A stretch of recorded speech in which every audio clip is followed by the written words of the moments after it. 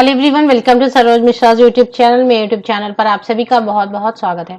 Parliament of India Lok Sabha से permanent recruitment notification release हुई है। इसमें सैलरी काफी अच्छी होने वाली है, 90,000 के around starting salary.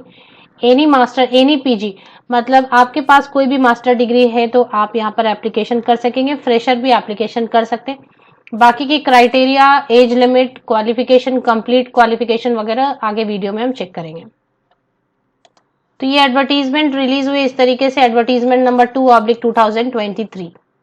Official website ये लोकसभा की, parliament of India Lok Sabha house of the people, ये ऑफिशियल वेबसाइट है और इसी में रिक्रूटमेंट सेक्शन है। यहाँ पर अपडेट आपको मिल जाती है। तो पहले एडवर्टीजमेंट चेक कर लेते हैं। एडवर्टीजमेंट के हिसाब से ऑनलाइन एप्लीकेशंस आर इनवाइटेड। यहाँ पर लिखा क्या है, parliament of India recruitment branch Lok Sabha secretariat. तो लोकसभा सेक्रेटेरिएट से एडवर्टीजमेंट है। 15 पेजेस हैं, 15 पेजेस हैं टोटल। जो हाइलाइट्स हैं वो हम कवर करेंगे। ऑनलाइन एप्लीकेशन है और eligible Indian citizens for following vacancies for the post of parliamentary interpreter. Post का नाम अगर आप जानना चाहें तो पार्लियामेंट्री इंटरप्रेटर के नाम से पोस्ट है, जिसमें लेवल 10 56,100 की बेसिक पे है। रिटायरमेंट तक 1,77,500 की सिर्फ बेसिक रहेगी, मतलब स्टार्टिंग सैलरी 56,000। अभी ये गवर्नमेंट, सेंट्रल गवर्नमेंट के हिसाब से 85-90,000 जो है स्टार्टिंग इनिशियल सैलरी होने वाली है। और रिटायरमेंट तक तो सिर्फ बेसिक ही है 1,77,000। तो आप अलावेंसेस वगैरह ऐड करेंगे तो समझ सकते हैं 2 लाख के ऊपर सैलरी बनती है पर मंथ।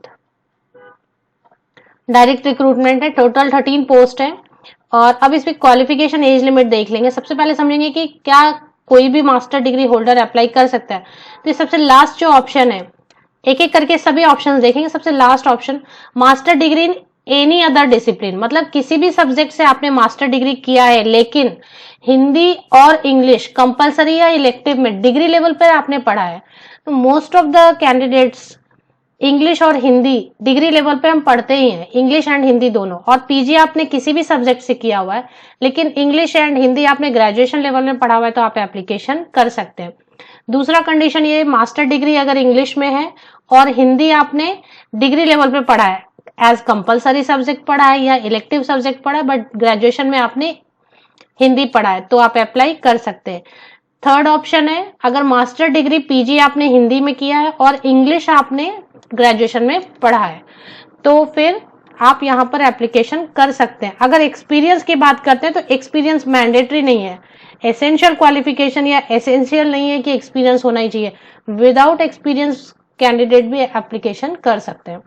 इसमें कुछ सर्टिफिकेट मांगा गया, अगर है तो ठीक है। विदाउट एक्सपीरियंस एंड विदाउट ये सर्टिफिकेट वाले कैंडिडेट भी एप्लीकेशन कर सकते हैं, क्योंकि ये दोनों ही चीजें, सर्टिफिकेट और एक्सपीरियंस, डिजायरेबल में लिखा है। Desirable is not mandatory. Upper age limit 35 years है, ये जनरल कैटेगरी के लिए होगी। रिजर्व कैटेगरी के लिए हमेशा गवर्नमेंट ऑफ इंडिया नॉर्म्स के हिसाब से अपर एज लिमिट में रिलैक्सेशन होती है, तो यहाँ पर भी होनी चाहिए। तो वो हम चेक कर लेते हैं। टोटल 13 पोस्ट हैं, जैसे आपने एससी कैंडिडेट्स के लिए, ST, OBC, unreserved, EWS, total मिला के 13 पोस्ट हैं। बट बहुत अच्छी वैकेंसी है। 6 पोस्ट रहेंगे अनरिजर्व्ड कैटेगरी में। किसी कैटेगरी में अगर सीट नहीं है तो अनरिजर्व्ड कैटेगरी में आकर एप्लीकेशन की जा सकती है। इसके बाद सिलेक्शन प्रोसीजर क्या रहेगी, ओरेशन टेस्ट रहेगा, 200 मार्क्स का रहेगा। During the oration test, a candidate for the post of regional language interpreter will be required to speak extempore for 3 minutes in English and 3 minutes in regional language concerned on any one of the 7 topics in it. तो ये सारी चीजें आपको explain की गई हैं, आप पढ़ लें अच्छे से। रिटन टेस्ट होगा, ओरेशन टेस्ट होगा, मतलब बोलना भी होगा आपको 3 मिनट के लिए, और रिटन टेस्ट भी रहेगा। रीजनल लैंग्वेज अगर ऑप्ट किया है तो उसमें अलग रहेगा, और हिंदी, इंग्लिश और इंटरप्रेटर अगर किया है तो अलग रहेगा। टेस्ट के जो सिलेबस रहेगी वो अलग है। हिंदी इंग्लिश इंटरप्रेटर के तौर पे आप अप्लाई करेंगे तो अलग है थोड़ा सिलेबस, और रीजनल लैंग्वेज है तो अलग है। रीजनल लैंग्वेज में अगर बात करेंगे तो कौन कौन से लैंग्वेजेस हैं रीजनल लैंग्वेज में, डोगरी, कश्मीरी, कोंकणी, संथाली एंड सिंधी। तो 8 इंग्लिश और हिंदी वाले स्ट्रीम में है, जिसमें कि कई सारे ऑप्शंस मैंने आपको बताए। हिंदी इंग्लिश इंटरप्रेटर के लिए मैंने आपको बताया यहाँ पे पढ़ के। तो ये जो 8 वैकेंसीज है इसके लिए ये क्वालिफिकेशन थी, और बाकी 5 वैकेंसीज डोगरी, कश्मीरी, कोंकणी, संथाली एंड सिंधी, इनमें से कोई लैंग्वेज आपने पढ़ी है तो ये आप चेक कर सकते हैं। तो ओरेशन टेस्ट हिंदी इंग्लिश वाले कैंडिडेट्स को हिंदी या इंग्लिश में बोलना होगा 3 मिनट ऐसा, और बाकी रीजनल लैंग्वेज इंटरप्रेटर को अपना रीजनल लैंग्वेज में बोलना होगा 3 मिनट तक या ऐसे कुछ। और टेस्ट रहेगा रिटन टेस्ट, जिसके लिए रीजनल लैंग्वेज इंटरप्रेटर के लिए थोड़ा सिलेबस अलग है, हिंदी इंग्लिश इंटरप्रेटर के लिए लेकिन 100 मार्क्स के रहेंगे। 2 आवर्स का एग्जाम रहेगा, मल्टीपल चॉइस रहेंगे, 50 क्वेश्चंस रहेंगे, वस्तुनिष्ठ प्रश्न जिसे आप बुलाते हैं। उसके बाद रहेगा personal interview. Personal interview 50 marks का रहेगा। वेन्यू ऑफ एग्जाम देख लेते हैं।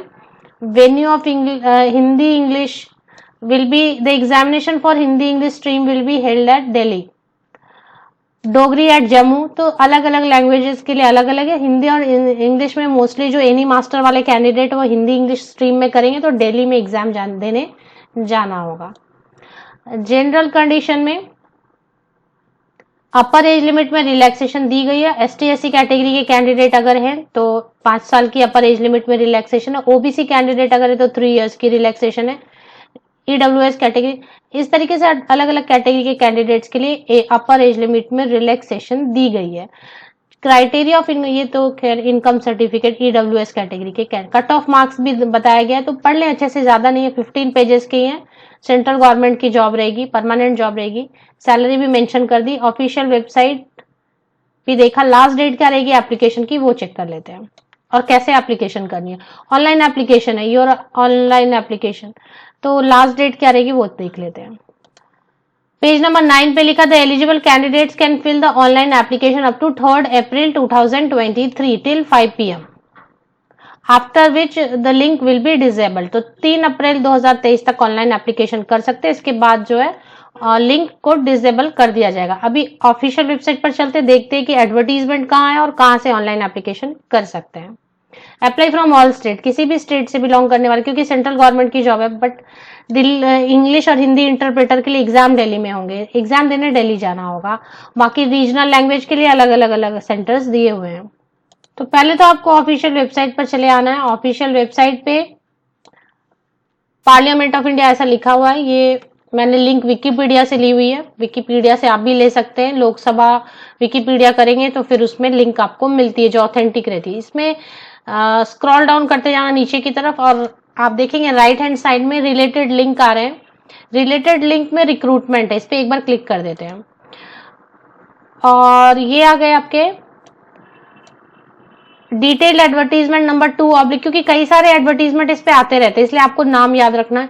Detailed advertisement number 2 oblique 2023 for filling up vacancies for the post of parliamentary interpreter on direct recruitment basis.